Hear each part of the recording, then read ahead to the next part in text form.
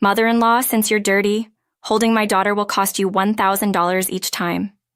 Being a farmer, you probably don't have that kind of money. When I went to the hospital after hearing Rosie, my eldest son's wife, had given birth, she said this to me. She insulted and mocked me for being a farmer, implying I was unclean. My anger boiled over. There had been disrespectful behavior before, but I tried to treat her equally as a relative, even if we didn't get along, because she was my son's wife. But now I've reached my limit. I was filled with disgust for Rosie, who disrespects and insults people because of their job. I decided that I would have nothing to do with Rosie ever again. That's what I resolved in my heart. Then we'll just give up, I said. My husband and I left the hospital without giving the baby gift we had brought. I'm Risa, 63 years old. Since marrying my husband, a farmer, we've worked together in agriculture. We married in our mid-20s and were blessed with 2 sons. However, being a farmer is not easy, as there are hardly any days off and work starts early in the morning. Even so, with the help of family and neighbors, I was able to raise my 2 sons. Both of our sons have grown up. Our eldest, Evan, landed a job at a major IT company. Our younger son, Tim, became an employee at the city hall. With the children grown up, I continued working as usual but always enjoyed leisure time, having tea with neighbors. Tim married Sharon, his classmate from the local area. A few years after getting a job, they built a house nearby, so they often visit us. However, Evan was all about his job and never mentioned marriage. Around the time he turned 30, I started to worry why he wasn't marrying, but he seemed to enjoy his work too much for me to say anything. Everything changed when Evan turned 35. He brought a woman home. This is Rosie. We're dating and planning to get married. I was surprised but secretly overjoyed hearing Evan say this, a bit shy. Rosie seemed charming and cute.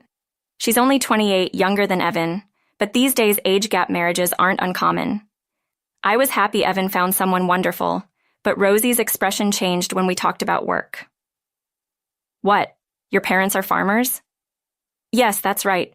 We mainly ship leafy vegetables like arugula, too. The veggies Dad and them grow are really tasty. We have some vegetables harvested this morning. Why don't you take them? I'd really like you to try them. Is that so? Rosie, who had been smiling until now, visibly grimaced.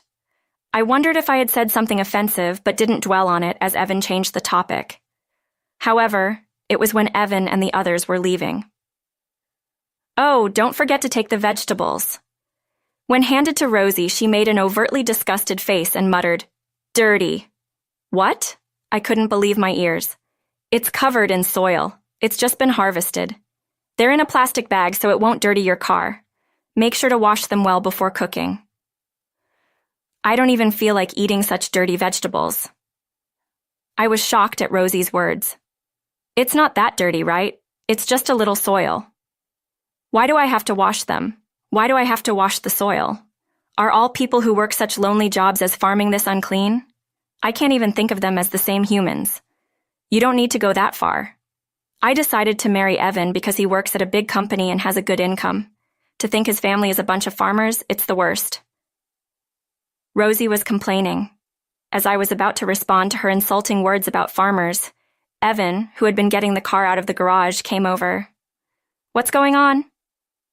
Rosie was, It's nothing, Evan. Please take these vegetables they're offering. Rosie interrupted me with a loud voice. Evan, looking puzzled, took the vegetables from my hand. Thanks, Mom. I'll call you later about the wedding and stuff. Saying this, Evan went back to the car. Rosie followed him, but when Evan wasn't looking, she came closer to me. I have no intention of dealing with a farmer mother-in-law like you. Rosie whispered this so only I could hear. I couldn't believe Evan's partner judged and insulted people based on their job. Could their marriage really be okay? I became worried about Evan's marriage, but after that day, he was too busy with work to get in touch. I wanted to talk to him about Rosie but couldn't, leaving me with unresolved feelings. Eventually, Evan married Rosie. I suddenly asked if Rosie was the right choice, but Evan seemed so smitten that my warnings probably wouldn't be heard. Though Rosie and I didn't get along, I swallowed my concerns as long as Evan was happy with her. From then on, I avoided any interaction with Rosie. 2 months after Evan's wedding, A family gathering was planned for a meal. I contacted my sons, but Evan couldn't attend due to a business trip. Instead, Rosie would come alone. Rosie? Is she coming by herself? Herself? It's not far, and she said she'd be fine taking a taxi, so it should be okay. As the wife of the eldest son, she can't really skip it, right? If she's okay with it? Honestly, I was worried if she'd really come alone since she seemed to be avoiding our house, and my worries proved true on the morning of the event. I got a call from Rosie. I'm feeling under the weather today, so I can't make it. Is that so? Evan's on a business trip. Are you sure you'll be all right alone? I think I'll get better with some rest, so don't worry. I'm going to sleep now, so I'll hang up. She ended the call abruptly. I was a bit irritated by her brusque manner, though I understood being unwell. But there was no time to dwell on Rosie. I stopped thinking about it because I had to prepare the meal. Tim's wife Sharon helped out, and we smoothly managed the preparation and cleanup. Sharon, thank you as always. No problem at all. Is there anything else I can help with? It's all set now. Oh, I received a cake. Would you like some before you go? How about you, Tim? Really, that would be great. Tim nodded happily, and while I was preparing the cake and coffee, a call came from one of the relatives who had joined us earlier. Hello, is something wrong? No, I'm just shopping on my way home, but I saw someone who looks just like Rosie. She's having a good time with an unfamiliar man. I'll send you a picture. Can you take a look? After hanging up, they sent the picture. What's this? What's up? Wow, isn't this Rosie? I thought she was unwell. That's what I heard. The photo was clearly of Rosie. She was walking arm in arm with an unfamiliar man, looking nothing like someone who was sick. Could this be cheating? It's possible, but we can't be sure with just this. We need more evidence. I was too shocked to speak, not just for skipping the gathering with a lie, but the possibility of her cheating on Evan left me at a loss for what to do. Even if we confront her about cheating, she might just talk her way out of it. And it's hard to tell Evan, who's looking forward to the wedding, that he might be being cheated on. Yes, you're right. Though they were legally married, the wedding ceremony was scheduled 4 months later. Evan was busy, but making time to prepare a wonderful ceremony for Rosie. I couldn't bring myself to tell Evan that he might be being cheated on. If only we had solid evidence. With Tim's words, we all sighed. About half a year later, Rosie gave birth to a child. The pregnancy was discovered right after the infidelity suspicion arose. Despite the lingering doubts about her fidelity, I was genuinely happy about the birth of my first grandchild. After hearing about the birth, my husband and I went to the hospital. In the room, Rosie was holding the newborn. Congratulations on the birth. How are you feeling now? Still a bit tough, but not as bad as I thought. That's good to hear. Is Evan at work? He was here until a moment ago, but he left after getting a call from work. While saying this, Rosie lovingly stroked the baby. She's adorable. May I hold her? At my request, Rosie frowned. What? No way. Don't touch her, please. Why would you say that? Because it's dirty, right? Farmers have dirt under their nails, don't they? I can't let such hands touch my daughter. She looked at me and my husband as if we were filthy. If you really want to hold her, pay for it, mother-in-law. You're dirty, so holding my daughter is $1,000 each time. Being farmers, you probably don't have that kind of money. I exploded in anger at Rosie, who laughed mockingly. I had tried to treat her equally as a relative, even if we didn't get along because she was my son's wife. But now I've reached my limit. I was filled with disgust towards Rosie, who belittles people for their jobs and makes insulting remarks. And I decided that I would have nothing to do with Rosie ever again. That's what I resolved in my heart. Then I'll give up. Saying this, I left the hospital without giving the baby a gift. Half a year later, Tim and his wife welcomed a long-awaited grandchild, a lovely baby boy so adorable that everything he does seems precious. Thinking about working hard for my grandson, Rosie suddenly came to our house.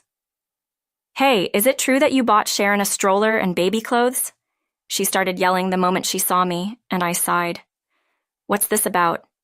Yes, we bought Sharon a stroller and clothes. But is there a problem? Why only buy for Sharon? You never buy anything for my daughter. That's because you called me dirty, didn't you? I thought you wouldn't want anything from Dirty farming me at that. Rosie's face twisted in frustration. But if I could get presents, it's different. I thought it was pointless to pretend to be nice since you're poor. But if I could get such nice things, I should have acted nicer, Rosie said, mixed with a sigh. Anyway, I'm surprised you could afford such a nice stroller with a farmer's income. It's a popular brand even among celebrities, right? It was expensive, but it's lightweight and easy to push, so I thought it was a good choice. And for your information, despite what you keep saying about being poor, we earn about $70,000 a year. There's no way a farmer can earn that much. I sighed again at Rosie, who knew nothing. Our farm is large, and we use machinery to harvest a lot of vegetables, making it profitable. Plus, our vegetables are recognized for their quality. So we sell them at a slightly higher price. We have contracts with restaurants nationwide and sell directly. So, even at higher prices, there are no leftovers, leading to a stable income. You know nothing about farming, yet you make such baseless statements. I have no intention of associating with you anymore, so could you please leave? Wait, it's unfair only to buy for Sharon. You didn't even give me a baby gift. I'm sorry, but I don't want to give a present to someone who calls me dirty. Besides, we always give Sharon gifts as a thank you for the help she provides. Sharon always participates in family gatherings and helps with household chores. She also happily helps me, someone who's not tech-savvy, with mobile phone operations. So it's a way of showing gratitude to Sharon, who's always there for us. It's not strange not to give gifts to Rosie, who does nothing but say rude things. Still not satisfied, Rosie began complaining about the unfairness in front of our house. Just as I was thinking it was becoming a nuisance to the neighborhood, Evan came out of the house. What are you doing making a scene here? What? Why is Evan here? I thought you were at work. I took the day off. I had something to ask Mom. Rosie stood gaping at the sudden appearance of Evan. But first, what's this about insulting my mom as dirty and then demanding gifts? Rosie starts to panic. How can you say such things? It's not like that. This is in front of Evan, who she had always tried to appear good to. Rosie started to panic. I just told mother-in-law to stop because she tried to touch me with dirty hands. Then she got mad and started being mean to me. That's awful, don't you think? You don't need to lie anymore. I can't trust you anymore, Rosie. Why? Why do you trust mother-in-law and not me? Because, Rosie, you've lied multiple times. You said you were too sick to attend the family gathering, but you were out having fun, right? And you told me you attended it. Rosie glared at me fiercely in response to Evan's words. Unfortunately, it wasn't me who told Evan. A relative who saw you shopping informed him. The relative who sent me the photo had emailed Evan without mentioning the infidelity, but stating that his wife was out having fun. It seemed he didn't know about the man, but his distrust grew knowing Rosie had lied. I heard about everything from Mom. You've been really disrespectful just because we're farmers. That's because farming is a job for the lowest of the low. It's a job for socially unfit people, and I didn't think any decent people were doing it. So, you insulted Mom and Dad without knowing them based on your own prejudices. I'm disappointed in you, Rose. I don't want to see you anymore, so could you please leave? At Evan's cold words, Rosie's face turned pale. Leave? You mean the apartment we're living in? Yes, I can't live with you anymore, so please leave. The divorce papers will be sent through a lawyer. I apologize for what I said to mother-in-law, but a divorce just for that is too much. Rosie clung to Evan, almost crying. It's not just that, is it? Evan spoke in a voice I'd never heard before. You recognize the man in this photo, don't you? Evan said this and showed Rosie the photo. It depicted Rosie with an unfamiliar man, the same person from the photo sent by a relative on the day of the family gathering. Why do you have this? Actually, I received messages from various people saying they saw you walking intimately with an unknown man, relatives, and neighbors. Why would they talk about me? People in the countryside love gossip. Everyone was worried Evan might be cheated on and quickly informed me. In small communities, news spreads fast, so Rosie being seen with an unknown man quickly became known. It looked suspicious, so I was advised to investigate. I hired a detective, and they found a high possibility of infidelity. At my words, Rosie, realizing she couldn't escape, glared at me with immense anger. This is why I hate the countryside. Cheating, what about it? It's Evan's fault for neglecting me. I was lonely. If you were lonely, you should have told me directly. I thought it would be a bother, but I won't cheat again. Please forgive me. Rosie started to cry. However, Evan's expression remained stern. You said you were lonely because I was always working, but this report says there was a relationship even before our marriage. What's that about? Are you still lying to deceive me? That's a lie. It's a false report. The person is someone you've been dating since college, right? You've broken up and gotten back together several times.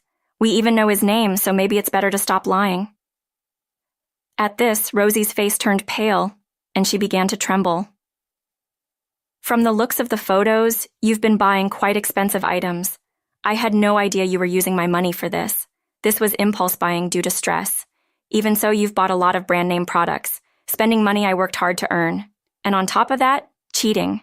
I can't trust you anymore. Wait, if we divorce... Rosie clung to Evan while crying. I thought, if she was going to do this, she should have never cheated in the first place. It's too late now for such regrets. I'm sorry, but my mind is made up. I'll be filing for divorce and seeking compensation for the infidelity. Our daughter is still young and I can't work. How can I pay any compensation? What are you saying? That's not my concern. You betrayed me, so it's only fair. I'll consult a lawyer I know and let you know the amount later.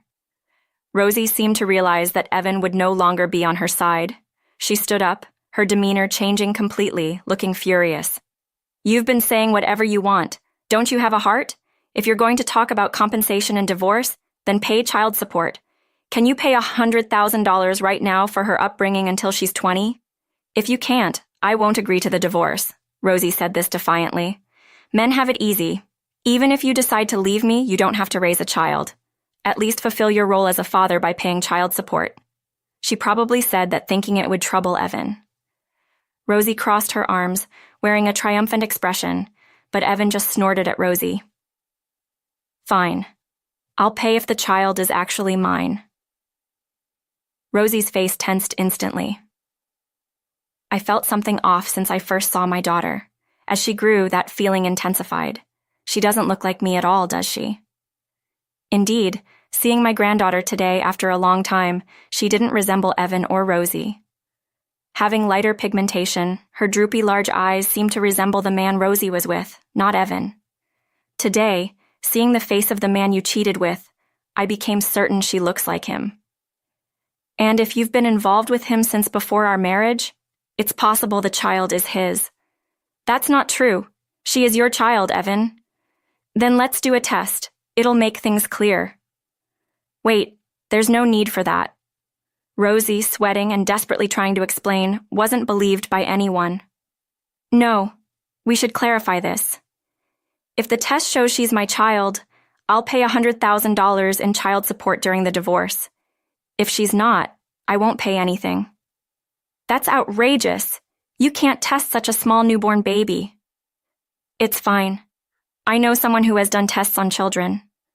Realizing Evan was serious, Rosie turned pale and held her head. Regardless of the test results, I'm going through with the divorce, so please leave the house today.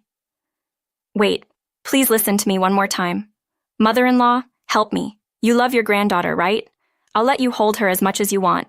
Just forgive me. Rosie, giving up on Evan, listening, grabbed my hand and clung to me. But I had no intention of forgiving Rosie. After all the disrespect she showed, it doesn't matter anymore. I don't need to hold her. Please stay out of our lives. How can you say that? Ignoring Rosie's cries, Evan closed the front door.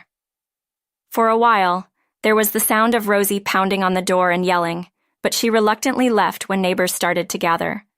Evan successfully divvied Rosie, and I was also able to cut ties with her. Later, a DNA test revealed that the child was not related to Evan at all. As a result, Rosie couldn't receive child support and instead had to pay compensation. Having been kicked out of the house, Rosie sought help from the man she cheated with, but he abandoned her, unwilling to take care of the child. With no one else to turn to, Rosie returned to her parents' home. I heard that her parents' home is in Philadelphia, in an area even more remote than around my house. In such a rural area, it seems the news of her returning home after cheating spread quickly. Somehow, even the details of her being cheated on and abandoned got out, and now she seems to be living quietly and uncomfortably. After the divorce, Evan focused even more on his work and got promoted. With no one to spend his money on, he generously took my husband and me on a trip, saying he had extra funds. Evan, being such a family-oriented person, I believe will surely make a wonderful husband and father in the future. I sincerely hope for beautiful new beginnings in Evan's life. Anything but divorce. Please, not that. Our daughter is still